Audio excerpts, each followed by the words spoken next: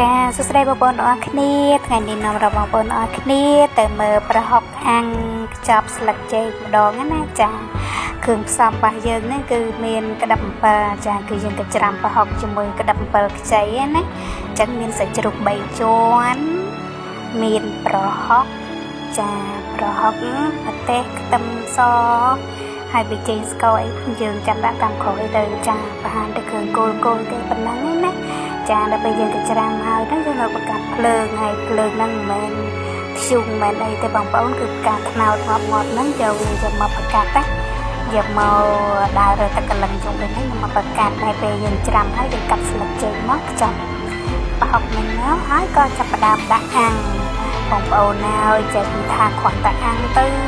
ស្រក់ទឹកម៉ែវហ្នឹងឡើងឈ្ងុយពេញភូមិល្មងណាដល់នៅខ្នល់មកទាំងក៏ឈ្ងុយដល់ដែរចាហើយពេលដែលចិនហើយគឺថានិយាយបដាឃ្លានបដាទៀតទេបងប្អូន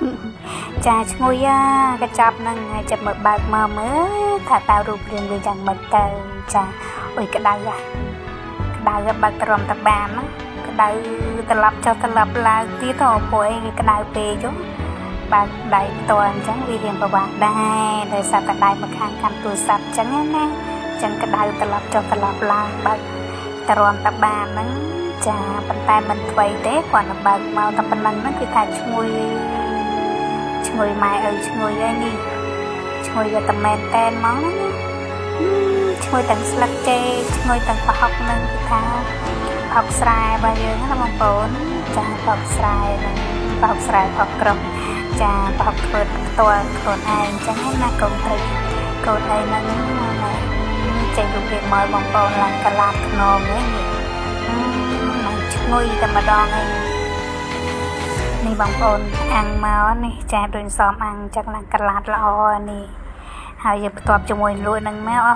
យស្រក់ទឹកមាត់តែម្ដងចាឥឡូវបន្ទាប់ពីផុកហើយយើងមកចៀនត្រីវិញម្ដងចាត្រីហ្នឹងគឺត្រីឆ្លូនធម្មជាតិដែរអ្នកភូមិគាត់រើមកទេ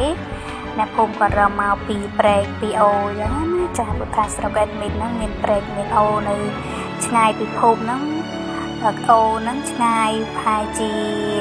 ពី3គីឡូម៉ែត្រទេហើយព្រែកហ្នឹងឆ្ងាយតែកន្លះគីឡូម៉ែត្រទេពីភូមិមកកន្លះគីឡូម៉ែត្រអីឥឡូវផ្ទះដល់ព្រែកជ័យមិនឆ្ងាយទេបងប្អូនចិត្តទេចឹងហើយអ្នកភូមិគាត់ទៅរកមកពេលមានភ្លៀងធ្លាក់ចឹងណាមេឃភ្លៀងចឹងមក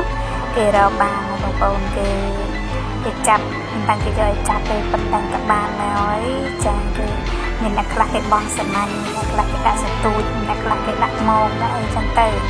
ចាហើយនេះឆ្អិនដែរបងប្អូនចាជៀនហើយឆ្អិនហើយនេះឆ្អិនមកទាំងគឺខាងក្រៀមល្អហើយ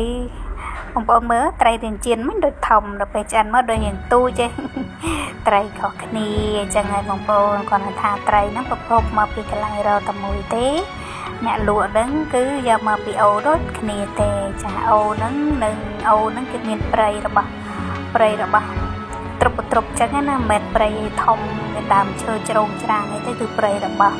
មានតែដើមរុក្ខជាតិតូចចាមានពពួកស្មៅមានពពួកគេហៅប្រផាញ់ហៅក្បាស់ព្រៃហៅអីចឹងទៅដើមចាអីតូចចឹងណាហើយមានដើមឈើព្រៃស្រោងដូចគេធំស្រដើមអីដើមឈើមានតម្លៃអីទេព្រៃនេះគឺព្រៃរបស់ដុំកពតចឹងណាមានតែក្បាស់ព្រៃអីហ្នឹងគេកាត់គេរៀនធ្វើស្រែទៀតណាទៅលេងល្វឹងហើយគាត់ថាវាដុះស្មៅច្រើនកទ្រុបអីចឹងទៅមានស្ពៅមានអីហ្នឹងទៅប្រវាក់ដើរចូលតិចណាទៅគេរៀនសាលាអស់ទៅស្រួលដើរយើងដើរទៅយើងខ្លាចសត្វធាតុណាចាអញ្ចឹងគេទៅរកត្រីហ្នឹងគេជិះទូកជិះអីទៅរកទៅចាហើយបានមកលក់ទៅយើងក៏ទិញយកមកធ្វើម្ហូបឲ្យឈ្ងុយឆ្ងាញ់អញ្ចឹងទៅណាចាត្រីធម្មជាតិទេមិនណាត្រីចិញ្ចឹមទេនេះគឺត្រីធម្មជាតិពិតតែម្ដងអញ្ចឹងយើងជៀនឆ្អិនណាចាញ៉ាំទៅទេក៏បានដែរព្រោះអីប្រឡាក់រៀងប្រៃឡំហើយចាឬក៏ចុចជាមួយទឹកត្រីកោះកុងក៏បានចុចទឹកត្រីស្វាយក៏បានជាមួយអំពិលខ្ចីក៏បានដែរតែអេដមីនភាគច្រើនចុចជាមួយអំពិលខ្ចីអំពិលបុកចាព្រោះថាតែអេដមីននឹងមានអំពិលស្រាប់ចាដើមអំពិលជុំពេញផ្ទះហ្នឹងបេះមកអូបក ដាក់គ្រឿងដាក់អីមកជាមួយទាំងឆ្លូយហ្នឹងហើយស្ដាក់ទឹកមាត់តែម្ដងបងប្អូនហើយចាគាត់នឹងបញ្ចូលសលេងតាមក្រោយហ្នឹងក៏នឹកឃើញឃ្លានណាចាអញ្ចឹងម្ហូបស្រុកស្រែមានតែក្រៀមអញ្ចឹងហ្នឹងបងប្អូនធម្មតាអញ្ចឹងមានតែផុកបាក់អាំងត្រីចៀនឬក៏ត្រីអាំងហ្នឹងហើយមានតែប៉ុណ្ណឹងទេសាមញ្ញគាត់ថាមានរសជាតិឆ្ងាញ់ចាអរគុណវីដេអូរបស់យើងសូមបញ្ចប់តែត្រឹមនេះបាយបាយ